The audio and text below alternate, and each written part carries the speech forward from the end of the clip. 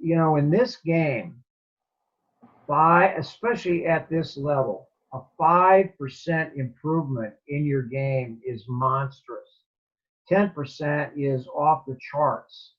And another thing we stress, and we can do that, and we can evaluate you and tell you this honestly, with our experience level, with our staff, we can tell you honestly what's holding you up. Why are you not getting looks? How can you stand out? And I also think that a big thing that we have acquired over the last several years is mental stuff.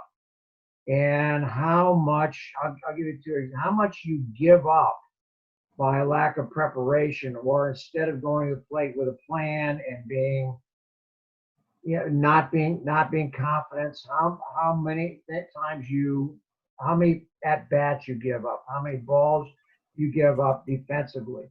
These things are monstrous, and they can make or break a career. They can make you get signed or not. I was doing a clinic the other day, and I was talking about speed, and I was talking about how correct running mechanics and explosive start can give you.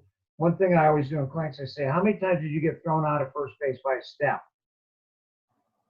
What if I give you that step? What if I give you that step, and in a 50-game season, all of a sudden you've got 5 or 6 more hits? The statistic I always use is Craig Biggio. One year, Craig Biggio made the All-Star team. He hit .314, and listen to this. He had 65 infield hits. Now in the big leagues, what is that? That's 100, and that's 65 hits. That how many points on a batting average is that? That's monstrous. Well, I always remember on baseball cards, guys that had, over 175 hits in a season. That was a lot. And a lot of the leaders would have like 200 hits. I just remember that, not even from scouting, but just looking at the back of baseball cards. And so if a guy's hitting over 300 and he's got almost 200 hits and a third of those are infield hits, like that's crucial. That's the difference between a weak batting average, somebody hitting 200 versus being over 300. So that's from being poor as far as production to being well above average. And I misspoke. And I've used that so often. I apologize for this. But he had 38 infield hits. That's at the big league level. That's still a lot. It's still a lot. Hey, that's 76 points on your batting average. Yeah. 76 points. He goes from hitting .314 and making the All-Star team to hitting .240. Yeah. Think about that. It's